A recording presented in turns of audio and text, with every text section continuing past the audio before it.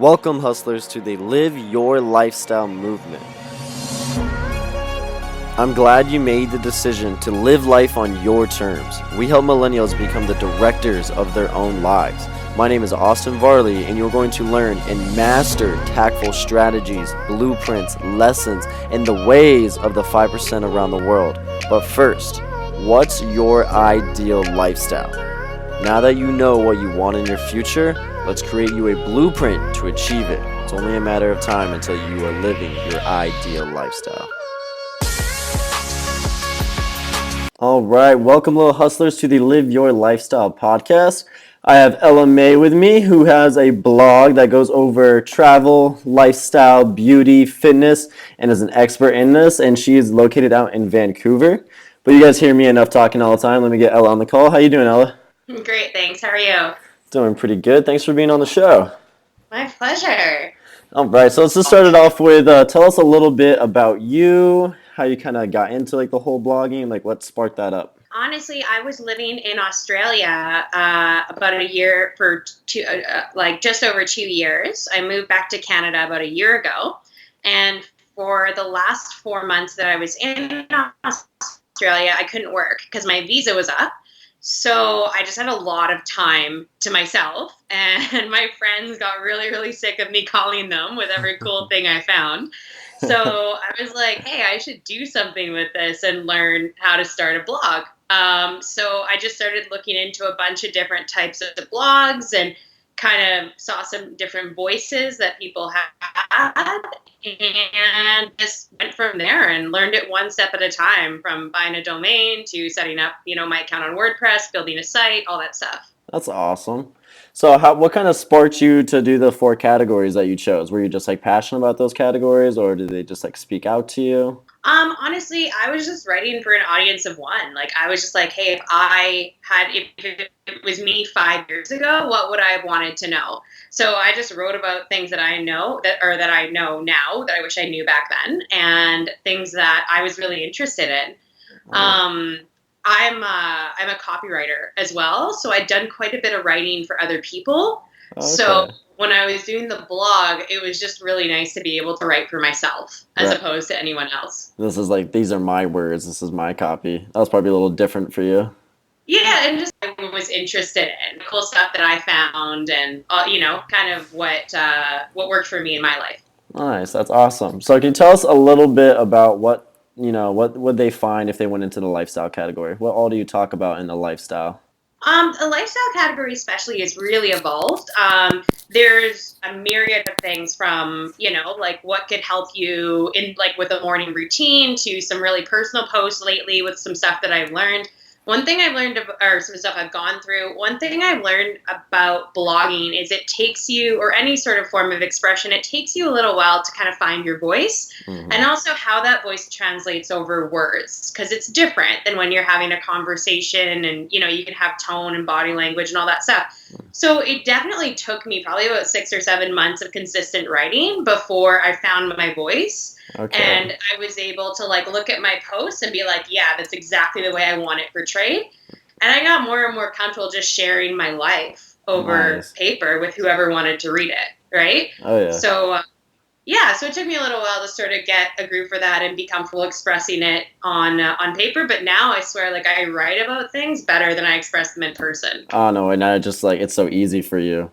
Now, well, it's definitely a form of release. It's a form of being able to put it out there and get it out of my head onto paper, that stuff. It's awesome. It's a way for you to vent, about life. Totally, yeah. yeah.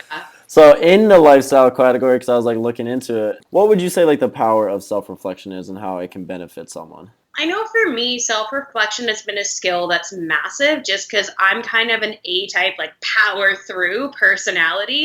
Who cares what happened? Let's go forward. And that's great. But a lot of the time, what can fall behind is sort of the lessons that can be learned from when you fell down. Right? Oh, yeah. So for me, reflection is really critical. So I'm less hard on myself because you realize that you have done a lot and you've learned a lot and all this stuff. And also, too, just to slow down a little bit and make sure you're not for me personally, to make sure I'm not repeating patterns that Okay. are just habit as opposed to like sometimes I'll do something out of habit that's not actually really serving me. Yeah. And I find reflections the time when I can dig into that a bit and be like, oh, okay, I don't need to keep doing this, or I don't need to address things this way anymore, That's or whatever, right? that's awesome. So you can see like what is benefiting you in your day to day and what's not benefiting you, and this always like improving. Yeah, and also just like giving yourself a break, like it'll show you how far you've come and what you've done, and like kind of give yourself a pat on the back and celebrate some of the wins. I find that's really important, especially for like out of people who are constantly looking forward. No, I love that because a lot of people kind of forget to do that. They're just always so hard on themselves, and then that kind of like just takes them down. You got to celebrate. Totally, yeah. So also talk about like waking up at 5 a.m. Like I really like that one. I don't do that every day anymore. But No. that was something where in my when I was like a teenager and in my early 20s and stuff, I always worked in a restaurant. Okay. I moved around a lot when I was a kid, and I noticed that hospitality, I would always have a second job in hospitality because it was a really great way to meet people and to develop a network, right? So I was always kind of a night person for the majority of like probably like a good like 8 or 9 years because I always had a night job. So when I stopped working hospitality and stopped working late nights, I kind of realized like how cool it was to like have a good start to your day and to get up in the morning with a bit of a plan.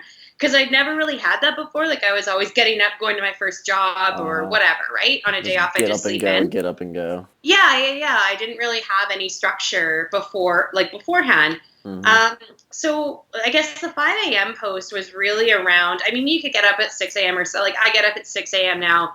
It doesn't have to be 5 a.m., but it's really like, I guess the moral of it for me was having something to look forward to in the morning that you do, like having sort of a structure for, getting yourself ready for the day. I know for me, there's like three main things that if I do all three of them, that's amazing. But some days I'm like jumping on a plane or there's stuff going on. So if I do one of them, and then that would be like the first is definitely fasted cardio. That's like probably the thing that's changed my life the most, like getting outside in the morning. I just go for like a 20-minute run, get some fresh air. It's amazing. Like it's totally changed my life. And I do that in Canada in the winter. So right, I give you props on that one. Yeah, it's way better in the summer. The second one would definitely be just basic like making my bed and making sure the house is like deep, like I've kind of straightened up. That's a big. I never realized how much of an impact that has on me when I come home. But it's really nice, like when you're done your day, coming home to something organized. It kind of just takes that stress off your brain too. Yeah, and you don't come home to something to do right away. Like you come home and you can just sort of chill and do whatever is, you want to do. You don't have to do anything. And the third one would definitely be meditation. Oh, nice. Would be like, and again, this doesn't always happen every morning. Like there's some mornings when I've done a hard workout the day before when I really don't want to run, so I don't. Yeah. There's some mornings when I don't have time to meditate or whatever, but would definitely be meditation like 15 to 20 minutes. And yeah, that would be the biggest things that have really changed my outlook. That's awesome. So it's even like not even just like waking up at 5 a.m. It's just like having a morning ritual and like something that just helps you spark your day to make sure like you optimize the day. Something that serves you. Yeah. And I think that's really important. I think sometimes in personal development and in rituals, it can kind of turn into like a checklist where, I do these things so I'm successful, but then people do those things and they're exhausted. Like it didn't help them at all with their day. So I think it's really important to check in on those and be like, okay, so these are tools to help me in my day. So treat them as tools. If it's not working anymore, then ditch it, I like that. So to changing that, because I think getting stuck in like, oh no, I have to do this morning routine, like do my journaling and do this. It's like, cool, that's great. But if it's not helping you, don't do it. Right. Just chill out and find out what does work. Right. Find out what works best for you. I mean, not everyone has the same routine because it might not optimize for them. I like that. Yeah. So another post that caught my eye too that you did was the circle of influence. So how important do you think circle of influence is for someone if they're trying to get to a certain goal or if they're trying to like better themselves? Oh my gosh, massive. So circle of influence. So I learned this a while ago where it's like, it's basically, you can imagine two circles, like one inside the other. and circle of influence versus circle of control. Or sorry, circle of control versus circle of influence. Circle of control is a smaller circle in the middle. So you've got on the outside, you've got all the things that can influence your life, which is like everything. It's like weather, your family, other people, something that might happen today, like everything, right? Like we're all influenced by our environment, what we see, what we hear. Yeah. And then you've got in the middle, and then hone it in, and you've got circle of control. So circle of control is the things that you can actually control, that you have power over, right? Okay. So it's a really great exercise to do if you're feeling overwhelmed, if you have, 5 minutes with a pen and paper or whatever, is just like kind of what I'll do is like write down on the outside, like, okay, what's influencing me right now? Like what's stressing me out right now? And then I'll hone it in and be like, okay, what can I actually control? And a lot of the time it's nothing that has to do with that, but I can control like my attitude right now. I can control what I focus on. I can control, a little bit of my time here or whatever, right? And if there is stuff I can control, like if it's like, okay, well, I'm waiting to hear back from this guy, I can follow up with this project or whatever, then great, then I can do that, and that's that. Like, I don't have any other power. Right. But it's also, I mean, I love that because it's also just being aware of what you can control. And like you even said, like attitude, and attitude's a huge key because, I mean, attitude is everything, really. Yeah. Absolutely. So why do you believe fitness is so important? As like, I mean, for your health as well, but like, why is it that someone should get into fitness? Oh my gosh. I think for me, like exercise kind of saved my life because I'm someone who definitely struggles with anxiety, and it was the one, for me, it was like the easiest outlet to sort of calm me down and to like get control back of my mind. But I think honestly, like there's just nothing you can't benefit from fitness. And I think there's sort of this stigma out there that it's, when you do this, you do it to look a certain way, or you do it for whatever, which is totally true. Like that's a benefit of it, is you're going to look good. But it's, for me, it's a lot more, it makes me a lot more present. It gives me a lot more energy. I don't know. There's just, you learn a lot more about your body, its limitations. That's the time. Yeah, right. And like that's the time when I'll listen to different podcasts, and I find I absorb things better when I'm listening to something and working out, because I can't do anything else. Like I can't be on my phone. I can't be like checking emails. So I really I absorb, like if I'm listening to something, I'll take it in better. Nice. That's awesome. And also it's just like you get in your own zone, like, and it's just great. Like the post that you said that I really liked was pushing your body past limitations, like getting past failure. So what big tip could you give to someone if they were just going to start getting into fitness, or they were just thinking about going into it? What tip would you give them? What tip? I would say, one thing, honestly, that really helped me was being part of going to group classes initially. That was really, really big for me. I did it was this workout called Orange Theory. I think you guys have it I think it's everywhere. Yeah, we have it. I don't know if it's anywhere else, but like I know I've seen it in Phoenix. Yeah, they have them here. So it's basically, a gym that you go to that runs classes, and they have a fantastic program where it's HIIT training combined with strength. And that was like a type of workout that really worked for me for a while. So I went to their classes there, and then I switched to some different classes. But I really used it as an outlet as well to like meet people and to like be around like-minded people who cared about their health.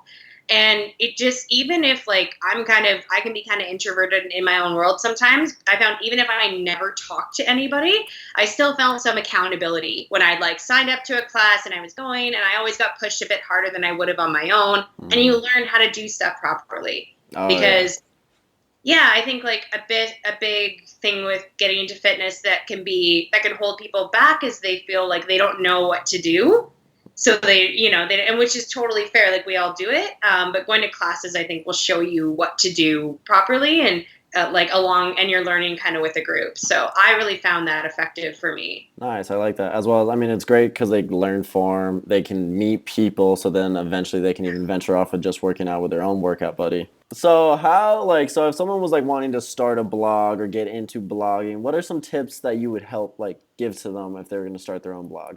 Oh, yeah, definitely. There's a really fantastic post. This one blog that I loved when I was looking into blogs, where I started one. It's called The Skinny Confidential by Lauren Everts. It's definitely a blog aimed at females, but she has one fantastic post in there, which is like steps to blogging, where she kind of breaks down like in 9 steps, like what she does for a blog post. For someone who's just starting, it's going to look a bit overwhelming. So I would say the biggest things are like, you need to like, just think up any name. Don't worry about trademarking. Don't worry about that stuff. Like that's not a problem yet. So just think up any name, go on GoDaddy or HostGator, whatever you want, and just start checking out what domains are available. I've changed my blog name like 14,000 times. So I always bought like $5 and $10 domains. So you don't have to go nuts with it. And I'm going to be changing it again. But yeah, like, so don't feel like you need to spend a lot of money on it. So, yeah, once you have a domain, then you can look into, like I have my blog on WordPress, there's like Squarespace, there's a whole bunch of different hosting systems. Mm-hmm. And honestly, I would just jump on YouTube and like go to like website blog hosting systems comparison and type that in, and you'd probably see a video just walking you through all the different types of places you could build a site. And that was probably the biggest learning curve, was getting really familiar with WordPress. And then once I got familiar with it, it was more just because then you can put up all your own posts and stuff. Then it was more just like learning to find my voice and being like, okay, what do I want to blog about? And how do I create a category and all that stuff? You're like, all right, now I got this going. Now what do I blog about? So if someone was like, okay, I want to start a blog, but I just don't know what to blog about, what kind of tip would you get them to give them guidance for that? I would say write for yourself. Like I would say, think of you, 3 to 5 years ago, and what would you have wanted to see? Like write for an audience of 1, and because that's what you know. So what, like, do you wish that you would have known, these things about fitness? Like, is fitness what you're into, or are you really like? I don't know any blogger that nails all the categories. Like people have their own interests, so. If you're really into fashion and you're really into working out, or you're really into keto, or like whatever your deal is, I would say like write for an audience of 1 initially. I like that. So like kind of like write for what you love and what you're passionate about. Yeah. Just like, and think of it like just share the stuff that you've learned with someone who's trying to learn it. Like, for me, like I've always like been into personal development since I was a teenager. And I had some really shitty times with like, I had some anxiety and I didn't really know how to handle it. And a huge thing for me was when I was having that, I was able to like, which is so cool that we have this now, I was able to jump on YouTube or to jump on Google and, research these different things. And there was these amazing people that I've never met, but they were brave enough to post, what they went through and how they handled it. And for me, it was like a saving grace, because I didn't have anyone in person to turn to at the time. And so a lot of the time when I'm writing posts, especially if I'm like nervous to publish something, like if it's something personal or whatever, I just think about like the person who helped me, and if they hadn't published it, they would have been like, oh no, I'm nervous to publish this, and my life would have been completely different in some cases. That's so great. A big thing is like writing for who you can help. Nice. And for me, that'll get past my insecurities, because then I'm like, okay, that's ridiculous. Like I have to do this because somebody might really need it. Right. This might help someone like it helped you. And that's even getting past like not even worrying about other people's opinions, kind of just being in your own world. Yeah, totally. And like, you never know who you're helping. And those are really, really cool messages. When someone messages you and they're like, hey, this really shifted the way I think about this. Or, I talked to my mom for the first time because of this. And you're like, oh my God, that's so cool. Oh, that's such a great feeling. How did you get your blog out there? If you're there trying to get some tips and tricks of how to like get more people to follow their blog. Honestly, I got my blog out there by putting myself out there more. So I model as well. So how that all started was, it was probably about 5-6 months ago. It wasn't that long ago, where I realized I just needed some good images for the blog. So I set up a photo shoot with a photographer here in Vancouver. I was like scared out of my mind, because I'm like, I don't know what to do in a photo shoot. And did the shoot with him and just like had a blast. Like we had so much fun. And that's when I was like, oh, I really like this model. Like that was something I never thought I'd get into. I wasn't like, I never identified as that person. But just had so much fun. And I was like, oh, this is something like I really want to pursue. Like I really enjoy it. I get a lot of energy from it. So that's when I started doing more and more photo shoots just because I enjoyed it. And from doing more and more photo shoots and being featured on different photographers' Instagram sites and all this stuff, my following started to grow like crazy. And at this point, you know, this was 5 or 6 months ago, so the blog had already been running for a year. So the blog already had quite a bit of content in it from when I was doing stuff when nobody was looking. So when I started getting more and more professional photos done and was putting those up, that's when brands were like, okay, she can really represent us well. And I really got to pick and choose with the type of brands I wanted to work with. But that was just my medium. So that came through modeling.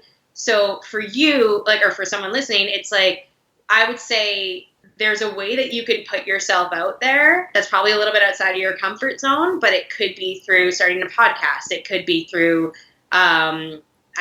different ways you want to express yourself. But doing that was the biggest catalyst to the growth, for sure. And just putting yourself out there. Yeah, definitely. Kind of letting myself be seen a little bit more. And then that just propelled, like, I got a really big, I've grown my following a lot from it. And from there, the blog's gotten a lot more attention. That's how I connected with you. It's just being open to that. That's sweet. That's awesome. So are you monetizing your blog yet, or how could people make an income from blogging? My blog isn't monetized yet. That's in the works. So we're going to be adding some products to it. Okay. I would say initially, I would just get it started and plan to write for at least 6 to 12 months without making any money. I don't know many bloggers that made money, especially in the first 6 months. Oh yeah. No. And yeah. And a big reason for that is you need something a little bit more like for me, when I started getting attention, because I was putting up better photos, I'd been running the blog for a year. So there was a year of posts and of me learning how to create this website. So when brands looked at it, they were like, okay, wow, this is kind of established. And I was like, well, yeah, because I was running it for a year when nobody was looking, right? So, and you definitely need to figure out if you actually like it. So if you don't like it, then don't do it, right? So in terms of monetization, I would say definitely just plan to do it for at least 6 to 12 months without anything coming from it. Find your voice, learn the platform you're hosting your site on, all that stuff. And then once you have that sort of down and you're comfortable with that, then you can definitely start you can start building a list, basically. So developing a lead capture on your site. So this might be like when people go to your site, there's a little pop-up or a little area that says like, hey, thanks for coming. If you want to, see whenever I post, enter your email here, enter your email for a free ebook that I wrote or whatever. Some type of squeeze page. Yeah, right. So you can start building a list which has some value and will always have value. So that's always an option.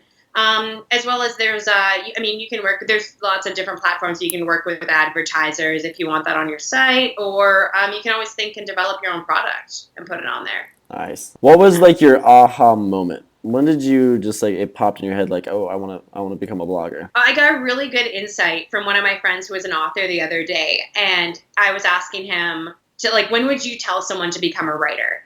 And he was like, well, becoming a writer is sort of like saying you should be a musician. Like you're kind of into it or you're not, right? Like I think it's something you shouldn't force. And he's like, I think that when I knew I had to write was when it was more work to keep it in than to let it out, right? And I think it's sort of similar with blogging and depending on the type of stuff you want to do. Like if you were for me, I was in Australia, didn't have much to do because I couldn't work for 4 months. It was almost more work to keep it in than find an outlet for it. Right. Okay. And that was really it wasn't deep stuff at first. These were little things that I found on Amazon and just little quick buys and cool stuff. Yeah. Just stuff where I was like, oh shit, this is a great little hack or whatever. I wish I'd known this about fitness 2 years ago or about alkalizing your body or drinking more water or whatever it is.